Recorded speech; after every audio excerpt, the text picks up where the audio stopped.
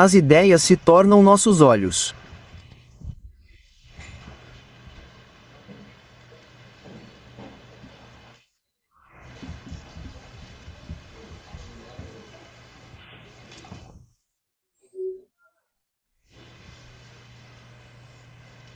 Se suas ideias estão erradas, você não consegue ver o que é.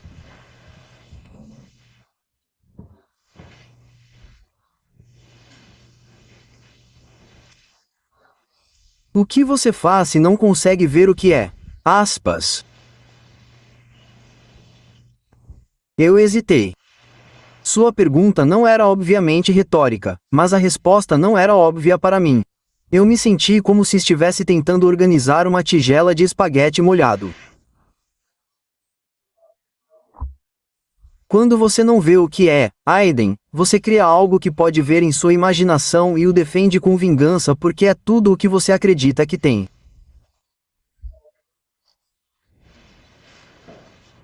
As ideias são importantes. As ideias se tornam nossos olhos. O que você faz quando suas ideias estão erradas? Isso significa que você não consegue ver o que é. E quando você não consegue ver o que é, você cria algo que pode ver em sua imaginação. E pode muito bem ser uma denominação inteira, talvez até uma nação inteira.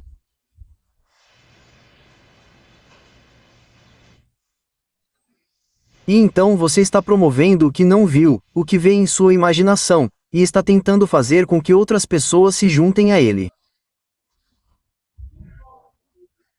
Mas como você sai desse pesadelo epistemológico, desse pesadelo hermenêutico? Como sair disto? É aqui que não estamos a desperdiçar ideias. As ideias são boas, elas tornam-se os nossos olhos.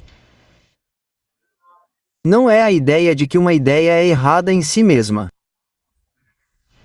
É quando se tornam distorcidas que começam a afetar o que vemos e o que não vemos. Está a perceber?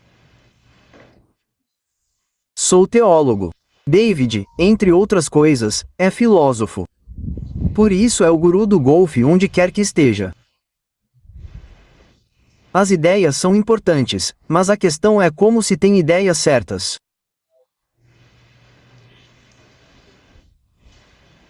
Herdamos muitas ideias da tradição ocidental. Uma é que Deus não é bom. Outra é que estamos separados de Deus. Basta considerarmos estas duas ideias isoladamente. Deus não é bom. Podemos ser bons se estivermos separados de Deus. Agora toda a gente na sala morde essas duas ideias. Agora somos todos alvos fáceis para alguém que venha e nos diga o que podemos fazer para tornar Deus bom e para nos separar. As ideias fundamentais tornam-se os nossos olhos. Não apenas como indivíduos, não apenas como famílias, mas como nações inteiras e, de facto, o mundo inteiro. Na história de Patmos, o apóstolo João está tentando ajudar Aiden a entender que existe apenas uma mentira. Pode muito bem ser como uma aranha-mãe com 1000 filhotes nas costas, mas existe apenas uma mentira, e essa mentira é a da separação. Bem, se você acredita que está separado de Deus, então quem se torna poderoso em sua vida? Quem quer que apareça e consiga convencê-lo neste momento específico ou nesta estação específica de sua vida de que esta é a maneira de se desfazer, esta é a maneira de voltar. E no minuto em que isso acontece, digamos que vocês dois se juntem a mim e eu esteja propagando o caminho de volta para Deus número 13. Então agora nós três somos contra todos os outros caminhos possíveis de volta para Deus. Digamos que esta mesa tenha outra ideia, esta mesa tem outra ideia, esta mesa tem outra ideia, esta mesa tem outra ideia. Agora vocês estão juntos e estão defendendo sua ideia com veemência porque vocês precisam estar certos demais. Então Rai tem que estar errado. Os que estão atrás, igualmente. E o mesmo acontece com as pessoas atrás de você. Você com eu? A separação gera divisão, gera relacionamentos rompidos. Quando você assume a separação, você tem que se recuperar. Alguém vai ficar poderoso e rico se for carismático o suficiente e puder ter uma Bíblia grande e velha. Você sabe, aparecer na TV e falar sobre Jesus e a glória de Deus e tremer os lábios. Veja, mas não se trata de Deus. Trata-se de estarmos certos e vocês errados. Uma das coisas mais bonitas que nos aconteceram em nossa vida nos últimos 20 anos é que o Espírito Santo vem mudando a questão há gerações, talvez desde a Reforma Protestante, provavelmente antes disso.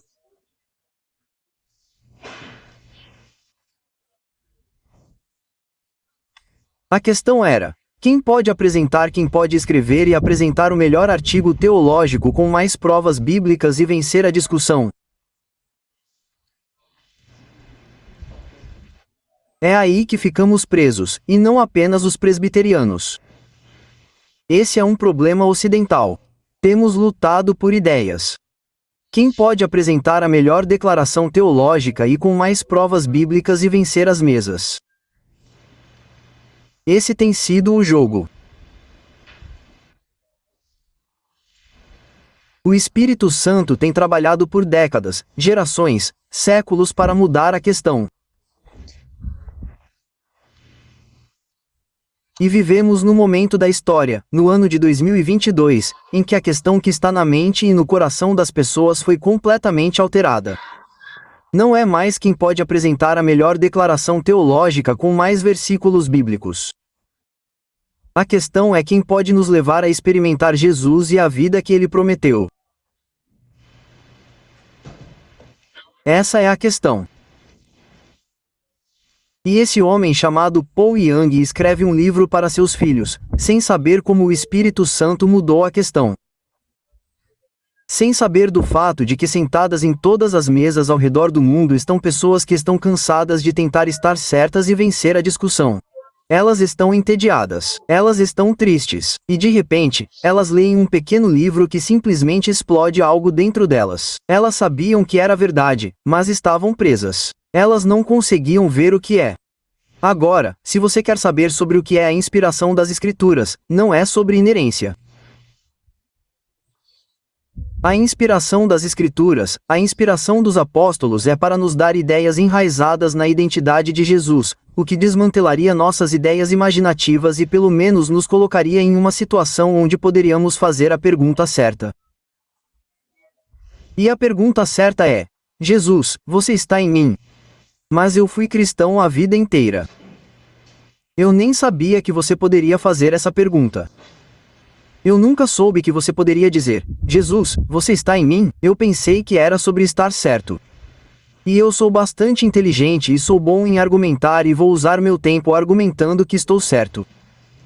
O tempo todo, meu coração, como todos nós temos testemunhado, anseia por experimentar algo muito melhor do que ideias certas. Mas neste segmento, eu quero que estejamos cientes do fato de que temos muitas pessoas novas aqui para nossa, você sabe, nesta conferência, pela primeira vez juntos. Existe uma coisa chamada ideias certas e elas são essenciais. E quando você coloca os óculos ou as ideias certas, você começa a ter novas perguntas. E as novas perguntas são: Jesus, você está em mim? Jesus, o que isso significa? Como isso funciona? Agora, se eu esquecer isso, anote porque esta é sua outra tarefa de casa. Jesus, você poderia me mostrar 5 maneiras pelas quais estou compartilhando sua vida agora mesmo, a partir deste momento? Mostre-me 5 maneiras pelas quais estou compartilhando sua vida com seu Pai e o Espírito Santo. Essa é a pergunta número 1. Pergunta número 2, Jesus, você me mostra como sua vida com seu Pai no Espírito Santo está se expressando nas pessoas ao meu redor? Eu não sabia. Eu não tinha a ideia de que Jesus estava em todos vocês. Então, eu nem estava olhando. Eu estava tentando convencê-los de que estou certo.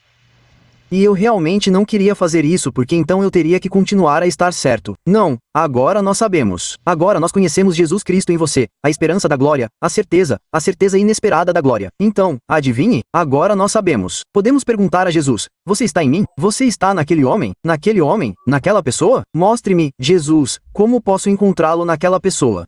Esse é um mundo totalmente novo, um cosmos de perguntas que não fazíamos de forma alguma, muito menos seriamente, porque estávamos presos em ideias erradas.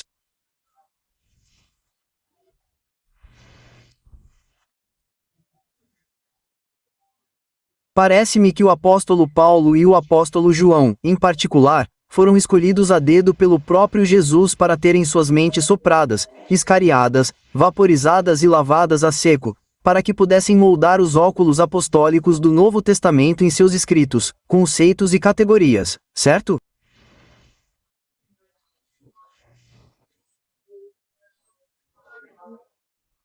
Isso pelo menos nos levaria a fazer as perguntas certas. Você está me acompanhando? É isso que está acontecendo com o apóstolo Paulo.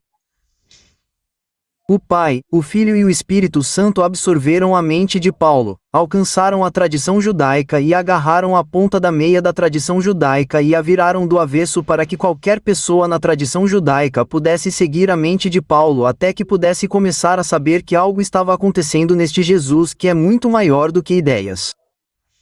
Trata-se de uma pessoa. A encarnação não é uma ideia, é uma realidade. E o mesmo acontece com João, embora de perspectivas diferentes. Acho que o apóstolo Paulo tinha que ser um dos judeus mais instruídos de sua época. Ele estudou com Galial. Poucas pessoas conseguiram estudar. Pouquíssimos conseguiram estudar com Galial. E Paulo era super inteligente. Ele praticamente decorou a Torá. Mas não foram as ideias que o converteram. Foi um encontro. E não foi um encontro na cabeça. E não foi alguém provando que sua interpretação do Messias estava totalmente errada. Foi Jesus aparecendo dentro de sua alma. E naquele momento em que ele encontra Jesus no interior de sua alma, todo o seu mundo de ideias vira de cabeça para baixo. E louvado seja o Senhor que o apóstolo Paulo não parou por aí. Ele diz: agora, vou explicar tudo isso para vocês para que qualquer pessoa em qualquer lugar do mundo possa começar a ler e começar a ver que o que eles conceberam na fundação dos apóstolos, o que eles conceberam é uma nova estrutura. É um novo par de óculos. E no coração e na alma de tudo está que Jesus Cristo é o Filho eterno do Pai e o Criador de todas as coisas. Agora começarei com João. Fico impressionado com isso até hoje. Ideias são importantes. Ideias se tornam seus olhos. Elas determinam o que você vê e o que não vê. Se você tem ideias erradas, não vê o que é. Então, o que o apóstolo João faz? Ele começa seu evangelho. Ele diz: no princípio, Deus era santo, e Adão e Eva pecaram, e Deus ficou irado, e alguém teve que pagar. E Deus olhou ao redor no céu, viu Jesus e disse: Jesus, vá até lá e pague por eles, e então eu lhes darei uma passagem para voltar. Aspas. Veja, não estamos prestando atenção. O apóstolo João sabe exatamente o que está fazendo. Ele não está escrevendo como um jovem de 15 anos. Ele está escrevendo como um veterano. Ele está sentado no topo de 3, 4 décadas de cristianismo. Ele já vê quais ideias erradas estão se infiltrando na igreja e ele, como Barney Fee diria, cortou isso. Ele cortou isso pela raiz, como desde a primeira palavra. E nunca pense que a primeira palavra do Evangelho de João é acidental. No princípio era o Verbo e o Verbo estava com Deus e o Verbo era Deus.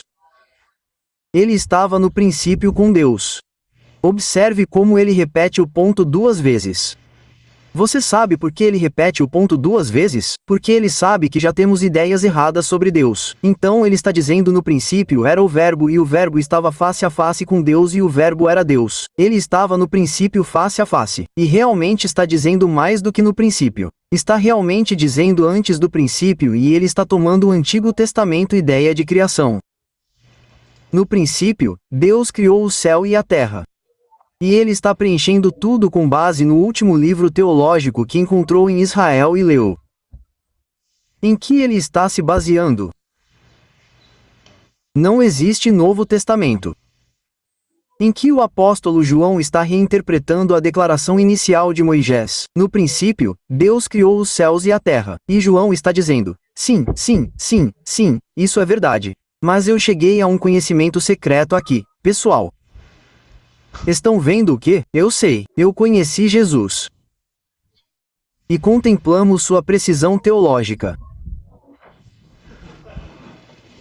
Contemplamos sua glória, aquilo que tocamos, manuseamos, com o qual estamos em comunhão, e nossa comunhão é com o Filho, é com o Pai. Nós proclamamos a vocês, não apenas como ideias, e eu vou lhes dizer, vou reescrever a história da criação. E farei algo bizarro no contexto da história de Israel. Aqui, ó Israel, o Senhor nosso Deus é um só, não terás outros deuses diante de mim, adora somente o único Deus verdadeiro. Sim, João diz, sim, e não me pergunte como, mas uma coisa da qual todos nós estamos convencidos, Paulo, Pedro, eu, muitos de nós, é que Jesus é Yahweh. E uma coisa da qual estamos convencidos é que antes da criação do mundo, não havia apenas Deus sozinho e solitário. Essa é uma das grandes ideias erradas que vocês têm tagarelando em sua mente, e eu tenho. Antes da criação do mundo, vocês tinham a palavra, vocês tinham o Pai, você tem o Filho, e eles não é uma coisa hierárquica onde você tem o G maiúsculo e o G minúsculo. Veja, você já pensou sobre por que o apóstolo João começa ali?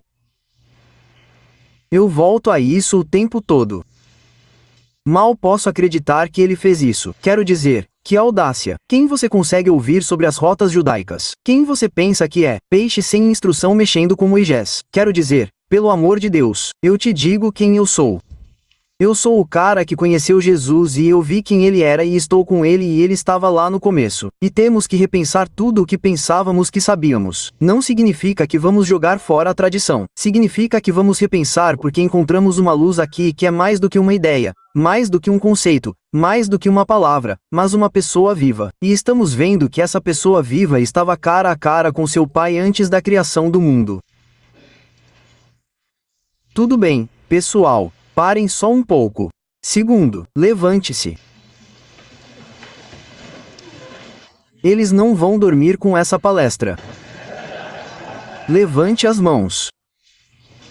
Espírito Santo. Espírito Santo, Encha minha mente com a glória de Jesus Cristo. encha minha mente com a glória de Jesus Cristo. Amém, amém. Agora você pode se sentar. Se você for dormir, não precisa se preocupar com o Espírito Santo, irmão. Porque nas palavras de Kirk, é Kirk Douglas, Kirk em Tombstone, diga a ele que estou indo. Kurt Rousseau. Quero que você veja isso. Isso é alucinante. Tenho ficado impressionado com esse ponto há 50 anos. Se você se cansar disso, é melhor pedir a Jesus para levá-lo para casa, porque não há fim para isso. Não há fim para isso. Você não. Bem, eu entendi esse ponto de volta. Obrigado. Já segui em frente. Você não sai de onde João começa. Você nunca vai além de João 1, passando por todo o seu evangelho, o livro do Apocalipse, até a eternidade. Este é um momento monumental. Ponto. E ele está profetizando para o cristianismo ocidental bem aqui, muito à frente de seu tempo. Comecem aqui, rapazes. Comecem aqui com o relacionamento do pai e do filho. Ideias erradas os levarão para o caminho errado e vocês não verão o que é. Estou lhes dando a ideia certa agora, que é que no princípio era o verbo e o verbo está face a face com seu pai. Comunhão, não solidão. Comunhão, não solidão. Vá até a parte mais profunda do ser de Deus e o que você encontrará. Não solidão, não isolamento, não solidão, mas comunhão, face a face. E é tão profundo, tão lindo, tão certo e tão bom. Não é apenas comunhão, é unidade. Quem tem palavras para isso? Na verdade, Jesus vai dizer: se vocês me viram, rapazes, vocês viram o Pai. Eu e o Pai, um. Aspas. João está colocando esse versículo. Por que ele faz isso? Isso não faz sentido algum. Você pode olhar para cada declaração do Evangelho em toda a tradição ocidental e nenhuma começa por aí. Todas começam com Deus. E no minuto em que você começa com Deus, todos nós estamos despejando nossa bagagem no significado disso. E então o pregador diz: no pecado de Adão, sim, irmão, eu sei que não sou um bom pecador. E lá vamos nós. O apóstolo João, aquele que melhor o conheceu na maneira humana, aquele que caminhou com ele por mais tempo nesta terra, começa com o relacionamento do Pai, do Filho e do Espírito Santo.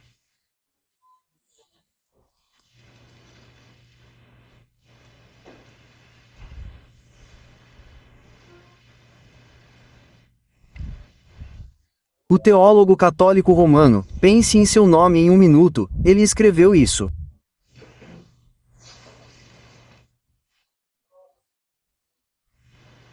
Devemos estar dispostos a admitir que se a doutrina da Trindade tivesse que ser descartada como falsa, a grande maioria da literatura religiosa permaneceria praticamente inalterada.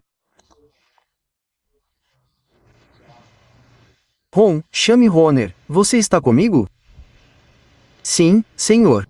Vá para casa, olhe para sua biblioteca e diga: se a Trindade estiver errada, quais livros continuarão em andamento? E quais livros de repente irão ruir e queimar? Aspas. E o que isso lhe diz? Isso me diz que nunca prestamos atenção ao apóstolo João e que o que fizemos foi continuar com nossas ideias erradas que estávamos convencidos de que eram certas. Escrevemos toda uma teologia a partir disso e toda uma visão da vida cristã a partir disso. Temos toda uma história da igreja a partir disso. E é por isso que estamos tão mortos e entediados. E tudo o que o Espírito Santo está nos dizendo agora é: venham, rapazes, voltem aqui. Apenas estacionem em alguns versículos aqui no início de João. Eu tenho pregado isso por 40 anos. E as pessoas olham para mim como se dissessem: qual é o problema, Baxter? Não é uma grande ideia. É uma grande realidade. Porque estamos falando agora sobre o próprio ser que te criou. E podemos ver por que esse ser, esse relacionamento, esse Pai, Filho e Espírito te criaram. E mesmo quando vemos que o Pai, o Filho e o Espírito nos criaram para compartilhar o que eles têm. Só esse ponto destrói toda a teoria da substituição penal. Simplesmente a destrói. Nunca fomos criados para acertar. Fomos criados para compartilhar da retidão deles. Bem aqui em João 1. Você está me acompanhando? No princípio era o Verbo e o Verbo estava face a face com Deus. Face a face com seu Pai. Ele estava no princípio face a face. Todas as coisas foram feitas por meio dele. E eu conheço o calvinismo. Conheço a fé judaica. Sei que você não vai acreditar nisso. Então vou repetir isso no versículo 3 duas vezes. Nenhuma coisa. Bem, Paulo, você sabe, João, ele era mais um poeta do que um teólogo. Então, temos que não podemos realmente acreditar que ele quis dizer não. Uma coisa. Quero dizer, certamente há coisas que nenhuma surgiu sem ele.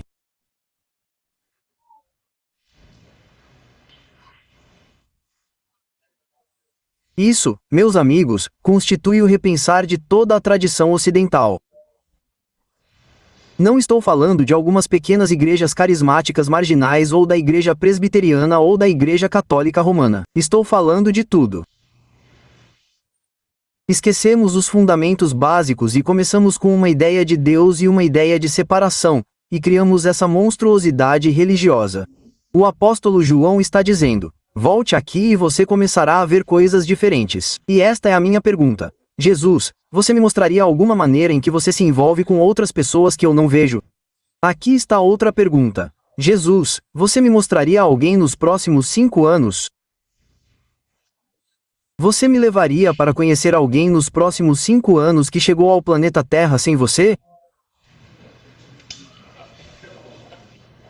É constrangedor. Quero dizer, quantos de nós já se levantaram na frente das pessoas e pregaram a separação? Deixe-me dizer, este é o mundo de Jesus. Você não chegue aqui separado dele. E mesmo que você tenha conseguido se afastar de Jesus de alguma forma, você não consegue ficar aqui separado dele. Até João Calvino disse que se Jesus se retirasse, o universo inteiro evaporaria. Essa é a fragilidade das nossas ideias. De alguma forma, todos nós, toda a humanidade, nos tornamos humanos e estamos vivos neste planeta separados de Jesus. Bem, eu conheço a graça comum. Não há nada que o Pai faça pelas costas do Filho. É uma unidade indivisível. Todas essas pessoas chegaram aqui sem Jesus. E é nosso trabalho fazê-las vir para que possam entrar em Jesus. Pregamos separação, separação, separação. Nem estou falando da ira de Deus. Lidamos um pouco com isso ontem à noite. Estou apenas tentando nos ajudar a esclarecer algumas de nossas ideias mais fundamentalmente erradas para que possamos pelo menos começar a fazer algumas boas perguntas. Jesus, se você criou todas as coisas em sua unidade indivisível com o Pai, você me ajudaria a ver como você está em todas as coisas.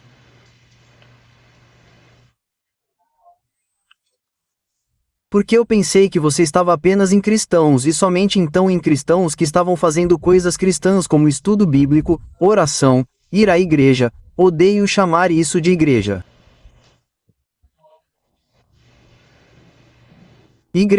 Igreja é a vida do Pai, do Filho e do Espírito. E onde isso não está? Jesus, você pode me mostrar como eu sou nas pessoas ao meu redor? Você está nas pessoas ao meu redor porque eu não vejo isso. Eu não sabia como perguntar isso. Parece nova era. É nova era.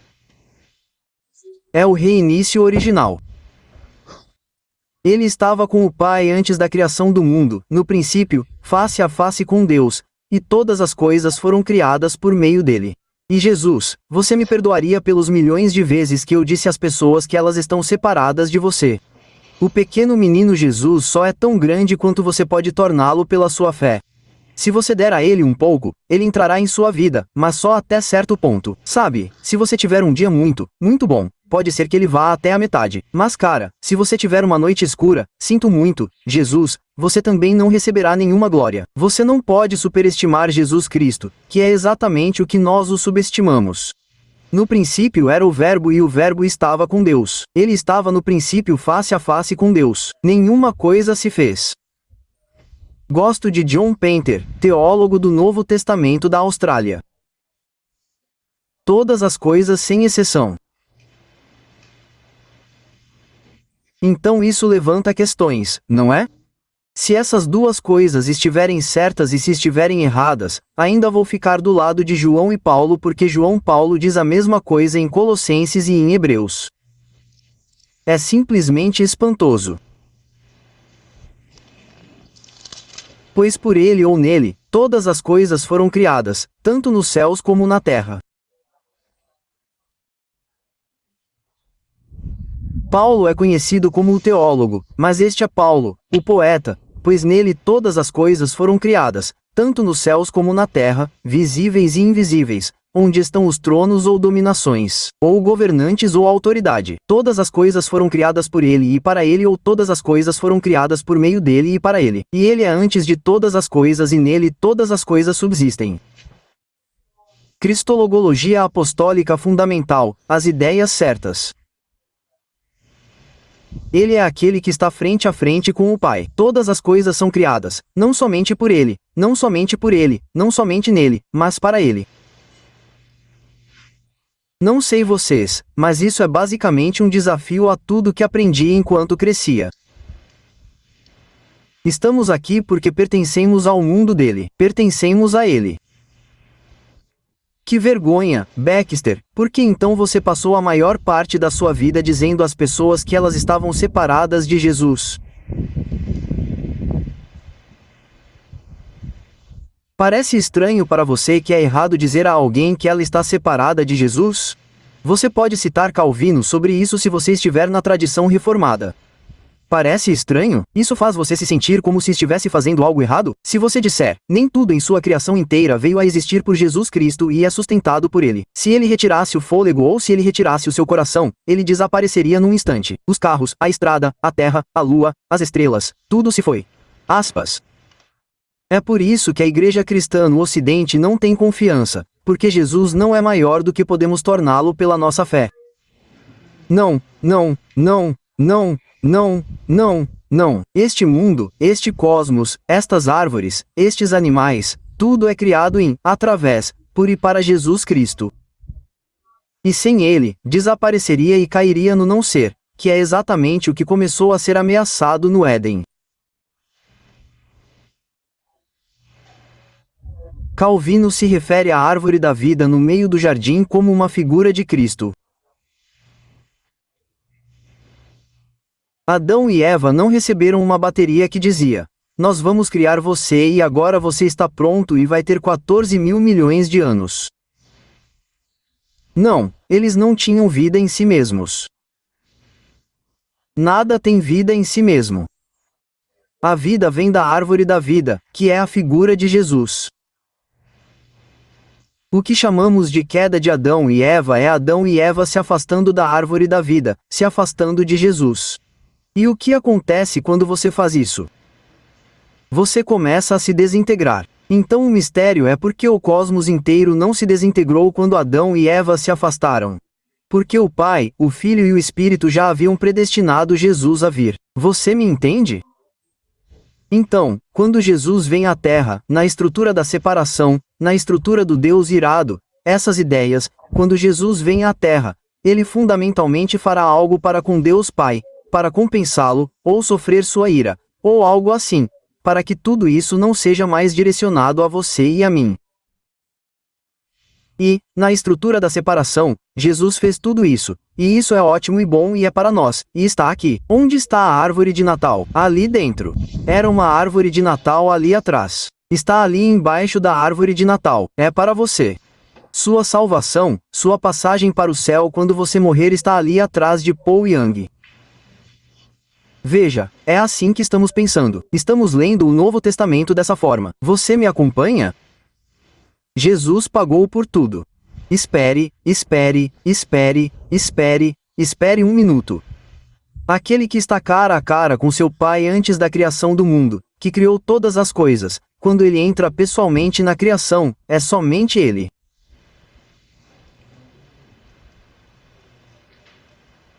Vamos colocar de outra forma.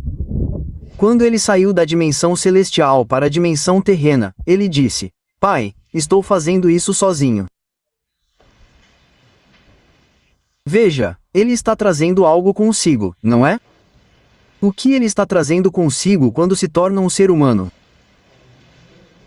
Se ele é apenas Deus, então ele vem por si mesmo em todo o seu esplendor e glória divinos. Mas ele não está sozinho, está? Veja, é por isso que João diz: no princípio era o Verbo e o Verbo estava face a face. Não diz: no princípio era Deus. Desde o princípio era o Verbo e o Verbo estava face a face. Ele está em relacionamento. Então, quando ele se torna um ser humano, ele vem não apenas como um ser divino, não apenas como Deus de Deus.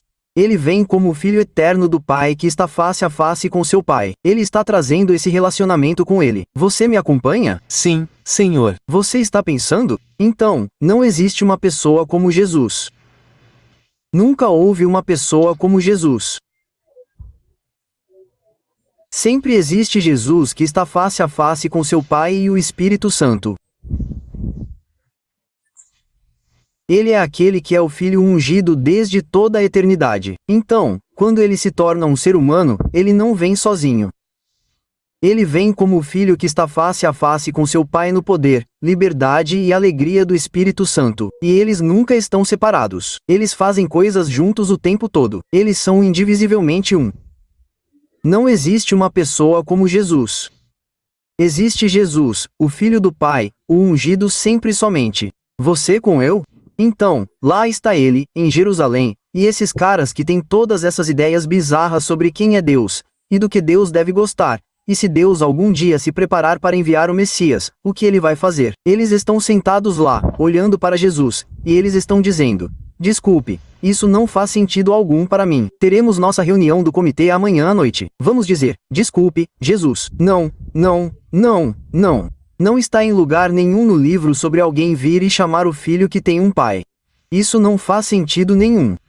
É o que fazemos na Igreja Ocidental também. Isso não faz sentido. Faz sentido que Deus esteja bravo porque eu sei que não presto. Então, toda essa discussão de pai e filho no Novo Testamento, eu nem sublinhei na minha Bíblia. Quero dizer, 15 vezes no Velho Testamento, Deus é referido como Pai. Arrisque-se a dizer quantas vezes no Novo Testamento. Acho que 279 vezes.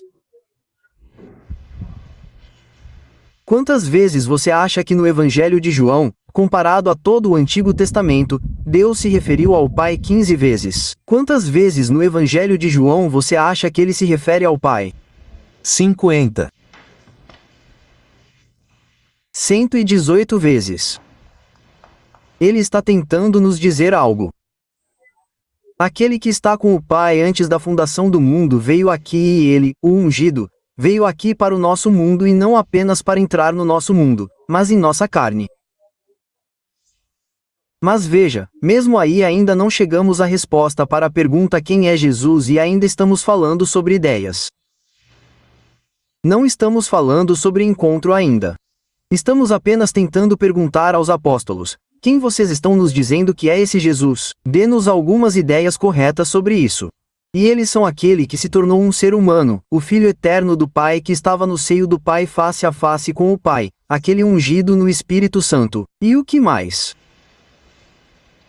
Porque você vê o que estamos fazendo em nossa mente de separação. Sim, certo. De volta. Entendi. Você está pegando a ideia de apenas Jesus e preenchendo-a com o relacionamento Pai-Filho, o Espírito Santo. Entendi. Então, ainda estamos aqui, ainda olhando para o cavaleiro solitário, Jesus, e agora o redefinimos de tal forma que ele é uma pessoa muito relacional. Você não pode falar o nome de Jesus Cristo e ser bíblico se parar por aí. Sim, Jesus é o Pai, o Filho. Sim, quem é Jesus? Ele é aquele que está no Espírito Santo. Mas há algo mais gritando para nós em João e em Paulo. Esse Jesus também é o quê? Sim, ele está no Pai. O Pai está nele. Mas o que mais é Jesus? Hein? Todas as coisas vieram à existência por meio dele e sem ele nada. Você não pode dizer o nome de Jesus sem dizer Pai, Filho, Criador e sustentador de todas as coisas. Ele é aquele que está tão perto do Pai. Ele está no Pai. O Pai está nele e nós estamos nele. Ele nos criou e nos sustenta. Veja, isso é reavivamento. É quando o Espírito Santo revela a glória, a realidade, a verdade, a identidade de Jesus para nós. Ainda não falamos sobre fé. Estamos falando sobre quem é Jesus. É por isso que isso está nos deixando perplexos. E espero que esteja chocando você. De verdade, espero que você não consiga dormir esta noite. Espero que, se quiser falar sobre o temor de Deus, aqui vai uma boa. Jesus, seu Pai, vai dizer: Ei, acho que meus filhos eram bem claros sobre quem ele era. Por que você estava dizendo que a queda de Adão foi muito maior do que sua encarnação? Alô? Sabe, acho que Jesus vai dizer: gente, não poderia ser mais claro. Se vocês me viram, viram o Pai. Bem, quem é esse Deus que vocês inventaram? E vocês criaram esse cenário, essa teoria da expiação e esse cristianismo. De onde vem tudo isso? Acho que fui bem claro quando disse: se vocês me viram, viram o Pai. Eu e o Pai de um só. Aspas. Vejam, estes não são apenas. Bem, vamos ter uma pequena discussão teológica educada. Essas coisas vão te matar. Elas vão destruir sua vida porque elas vão te levar a não fazer a pergunta certa.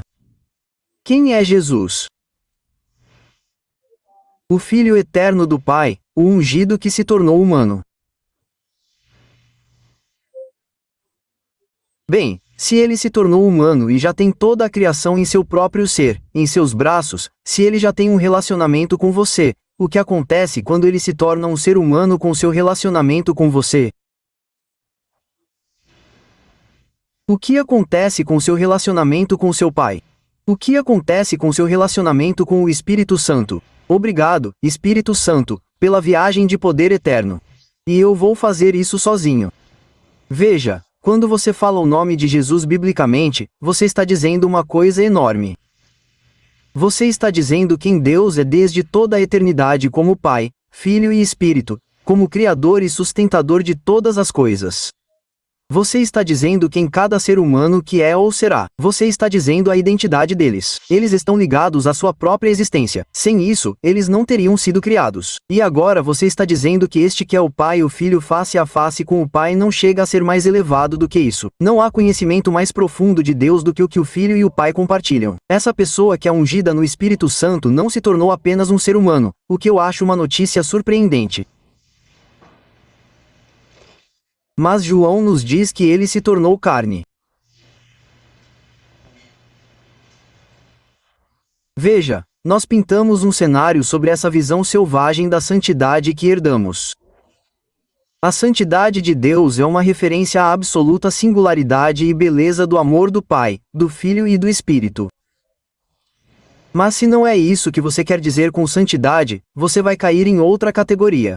Inventamos um cenário onde Deus é santo, criamos Adão e Eva decepcionados. Alguém tem que pagar. Jesus vem pagar e nós temos uma passagem. Iremos para um lugar que podemos chamar de céu quando morrermos. E esse é o nosso trabalho. Temos que convencer todos na sala de que estamos certos. E eles têm que pegar nossa passagem e irão para o céu quando morrermos. Nós nem percebemos. Arena, discípulo de Policarpo, discípulo de São João, nosso bendito Senhor Jesus Cristo, que em seu amor transcendente se tornou o que somos para que possamos nos tornar o que Ele é. Quão longe isso está de ganhar uma passagem para um lugar chamado céu quando morrer? Veja, não estamos fazendo as perguntas certas porque fomos enganados. Agora, a luz brilha na escuridão, e a escuridão por acaso é minha e sua. E acontece que é em um momento da história em que não é um grande argumento porque já passamos por isso. Tentamos todas aquelas ideias ultrapassadas. E elas nos deixaram entediados, tristes, solitários e com relacionamentos quebrados em um país que está desmoronando sobre si mesmo. E o Espírito Santo está trazendo isso de volta. Quero dizer, por que Irineu escreveria isso em 180 depois de Cristo? Quero dizer, em todos os seus sermões ou em todos os estudos bíblicos que você já ouviu ou liderou, você já começou um deles com nosso bendito Senhor Jesus Cristo, que em seu amor transcendente se tornou o que somos para nos levar a ser o que Ele é em si mesmo. Veja, o presente dado pelo Pai é Jesus, e a unidade de Jesus com seu Pai, sua unção no Espírito Santo e sua unidade com toda a criação. É Ele quem está em relacionamento com você e comigo. Acho que preciso repensar quem eu acho que sou. Acho que você precisa repensar quem você pensa que é. Há mais coisas acontecendo dentro de você e dentro de todos os outros. Temos andado por aí com os óculos errados. O Espírito Santo está tirando-os. E você sabe, se você é como eu, o que eu faço é dar uma olhada e dizer: não, não pode ser. Desculpe, Jesus, eu e os meninos nos conhecemos. Não há profeta que venha de Nazaré, sabe? Desculpe, você está fora. Portanto, a mensagem do Evangelho, conforme foi divulgada na bacia do Mediterrâneo, não era: Deus é santo. Nós falhamos. Jesus pagou. Pessoal, venham buscar seus ingressos. A mensagem era: Deus Pai, Filho e Espírito Santo se tornaram o que somos em nossa escuridão, e está aqui agora. Venham experimentá-lo conosco. Não é uma discussão, porque se você está na igreja primitiva, você está nos primeiros 3 séculos. Nenhum de vocês está prestes a se juntar a essa coisa chamada caminho, porque se você fizer isso, seus pais vão te cortar. Se você fizer isso, você vai perder seu emprego na guilda. Se você fizer isso e abrir a boca, você vai perder a cabeça. É irracional para qualquer pessoa nos primeiros 3 séculos se tornar um cristão. No entanto, isso explodiu porque Paulo era muito inteligente. Ele sabia como vencer intelectualmente. Não, veja, há uma coisa chamada charúrima. Você sabe o que isso significa, não sabe? É traduzido como pregação na maioria das nossas Bíblias. E, abençoados sejam nossos corações, pensamos pregação expositiva da palavra de Deus. Essa é uma aula de história, pessoal. Quando os apóstolos pregaram Cristo em vocês, a esperança da glória, vocês sabem o que aconteceu. O Espírito Santo testemunhou com os espíritos deles que essa era a verdade. Algo entra em colapso por dentro, algo maior do que a opinião da mamãe. Se eu tiver que morrer, eu tenho que morrer porque isso é muito real. Jesus não é uma ideia, não é uma teologia, não é uma religião. O Espírito Santo acompanhou as palavras da pregação dos apóstolos. Quando eles disseram Cristo em vocês, a esperança da glória, ele mesmo, a palavra de Deus disse sim. Amém. Isso é verdade. Saulo de Tarso na estrada de Damasco. Ele tem papéis. Ele vai matar e extinguir. Uma revelação. É simplesmente lindo o que ele diz. Eu estava a caminho de Damasco e um pergaminho caiu do céu e eu o desenrolei e era a declaração teológica mais bonita e bem argumentada que eu já tinha visto. Eu caí de joelhos em adoração a disse o pergaminho. Você acha que Paulo está certo, vai desistir de onde ele está na história mundial, na história judaica, porque ele recebeu um novo pergaminho. Ele diz que o Senhor teve o prazer de se revelar em mim. Oh, não, voltar não significa entre vocês. Bem, poderia significar entre, mas isso não faz sentido algum. O Espírito Santo revelou Jesus em solitários. Isso o parou no meio do caminho. Isso o surpreendeu. Ele sabia disso. Quem é você, Javé? Quem é você, Senhor? Bem, não havia argumento para provar que Jesus era o Senhor. Como isso aconteceu? Veja, eu não estou culpando. Eu não estou criticando. Esse não é meu objetivo, é condenar meus irmãos e irmãs. Tudo o que estou dizendo é que algo estava acontecendo quando eles pregaram. Não está acontecendo quando pregamos pelos últimos 400 anos. O que significa que depende de você fazer o reino de Deus acontecer. Não é, é uma recuperação do Evangelho. Voltamos ao começo. No começo era a palavra e a palavra estava face a face com Deus. Aquele filho se tornou um ser humano. E ele veio aqui para se entregar a nós. Não como uma ideia, não como uma religião, mas como uma pessoa. Para colocar isso de outra forma, como Jesus faz. Pessoal, eu dou a vocês a minha alegria. Agora, vocês podem ir à livraria e comprar um livro sobre como ter alegria em sua vida. Essa não é a questão, certo? Com base em como estamos reescrevendo as coisas um pouco hoje ou redescobrindo como elas foram escritas. A questão na mesa é: Jesus, eu quero um pouco do que você está bebendo. Não quero uma lição sobre como posso fabricar alegria em minha vida. Eu quero um pouco disso. Bem, não é apenas a minha alegria que ele nos dá, é? Ele diz: eu dou a vocês a minha paz, a paz que tenho no meu relacionamento face a face com meu Pai. Estou alcançando o interior da minha própria alma e colocando dentro da sua alma a minha alegria, minha paz, o amor com que o Pai me ama pode estar em você e eu em você.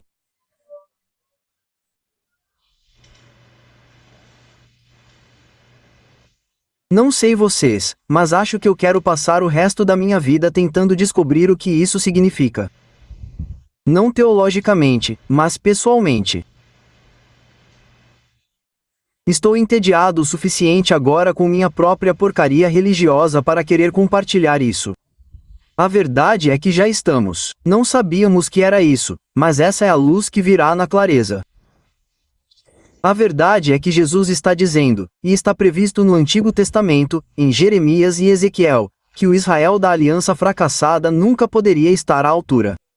Blá blá blá blá blá. E Deus diz: pessoal, está chegando o dia em que farei uma nova obra, e essa nova obra é: darei a vocês um coração de carne e porei meu espírito em vocês. Eu compartilharei minha mente com vocês. E é aí que estamos.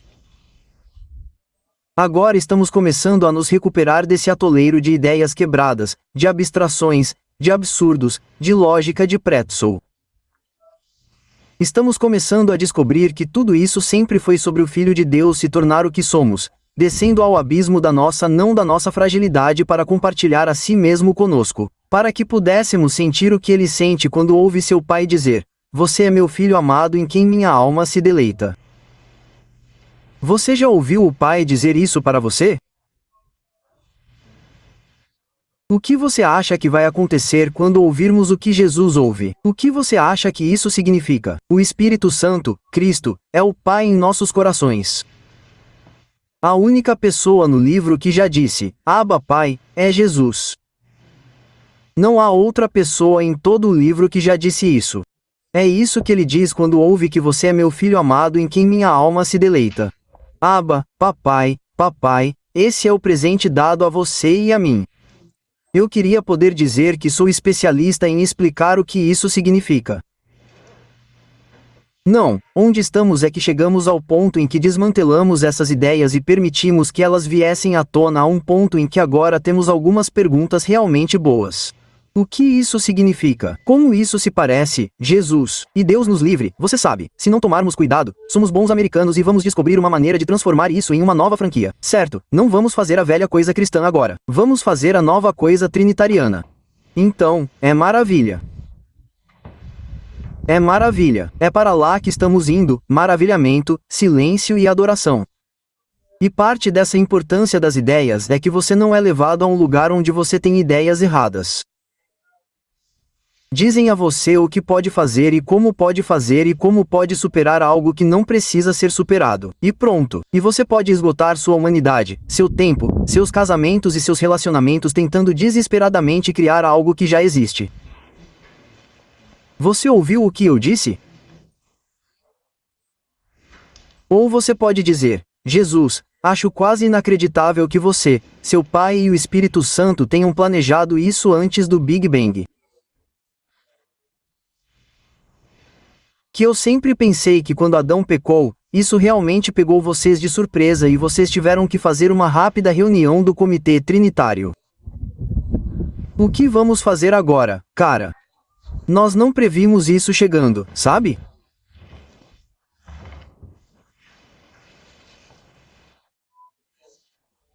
Não, o apóstolo Paulo em 2 Coríntios, quero dizer, 2 Timóteo 1:9 fala do dom da graça e da salvação que nos foi dado em Jesus.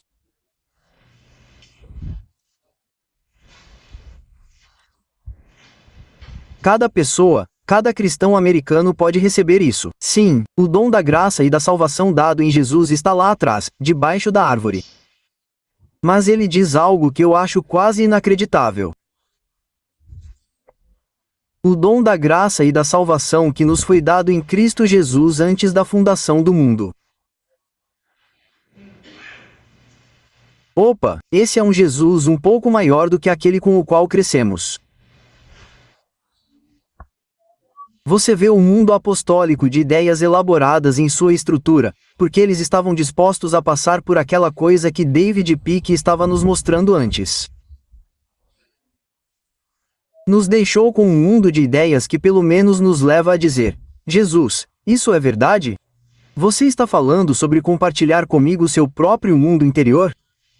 Eu tenho trabalhado minha vida toda para tentar criar uma fé. Você está me dizendo que eu posso compartilhar da sua fé? Que ela pode se tornar tanto minha quanto sua. Eu posso sentir isso. Que você está me dizendo, Jesus, que quando um medo repentino me atinge e eu estou sobrecarregado porque não vejo uma saída para a situação, eu posso realmente ter acesso à sua paz, que está além do conhecimento. Quando meu filho, minha filha ou minha esposa estão passando por todas essas coisas, isso não é dar a eles o presente de ir para o céu quando morrerem. Você está falando sobre Jesus, você está nisso comigo agora.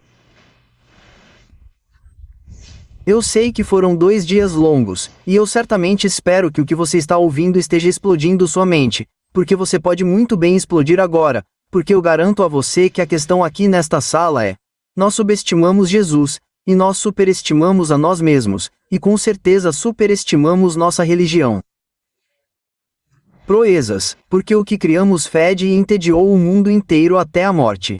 E pode ser que sejamos os últimos a saber disso, mas é a verdade. E Jesus está nos livrando de nossa própria maldade e de nossa própria fragilidade, trazendo-nos de volta à luz, onde podemos ser revividos. Não fazer, como eu disse ontem à noite, não nos reanimar, mas ser revividos, surpresos, ter nossos corações abertos e abertos. O que fazemos, Baxter? Certo, entendemos isso. Elaboramos essas novas ideias. Temos as ideias trinitárias. Certo, certo, certo, certo. Agora, o que fazemos? Bem, diga-me o que devo fazer. Você não deve ir e fazer nada porque posso lhe dizer que se estiver no meio da ansiedade e receber uma dose da paz dele, algo vai acontecer no seu interior. E apenas uma pequena imagem como essa, posso lhe dizer o que vai acontecer no seu interior. Porque quando você estiver preenchido neste pequeno momento de sua vida na terça-feira à tarde às 5:30 da manhã com quase um pequeno ataque de pânico, a única coisa no universo da qual você tem consciência é o quê? Naquele momento, um medo repentino vem. Em que você está focado? Em uma coisa, em você mesmo. Você nem sabe que tem alguém no carro com você. Você não sabe que tem alguém acordado. Mas quando a paz dele começa a ser sentida e não estamos ansiosos, começamos a perceber. Começamos a notar os outros. A percepção dos outros nos liberta para responder. E posso lhe dizer, você pode fazer essa coisa pelo resto da sua vida e não será capaz de continuar. Um pouco da paz de Jesus significa que notei que meu irmão está sentado aqui e, talvez pela primeira vez em 20 anos, posso ver a luta acontecendo em sua vida. E talvez pela primeira vez em 20 anos, posso dizer, há algo que eu possa fazer por você? Ei, vamos sair para comer um bife. Aspas. Eu nunca fiz nada por ele. Eu estava realmente fazendo coisas para ele que eram realmente para mim. E agora podemos ser amigos e eu posso servir você. Agora, quem sabe onde isso vai dar? Você entende o que estou dizendo? Queremos descobrir como é o reino.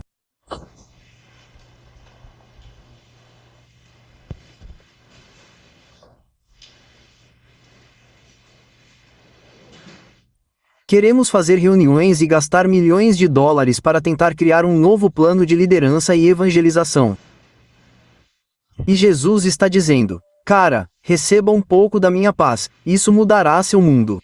Você não precisará de alguém para lhe dizer como evangelizar. Você estará evangelizando sem saber. Você será um pastor sem saber. Aspas. Você sabe que idiotas cegos fomos. E está tudo bem. Estamos dentro do cronograma. O Espírito Santo nos tem e as luzes estão se acendendo. E eu digo, obrigado, Espírito Santo. Teremos mais, por favor. Amém. Amém.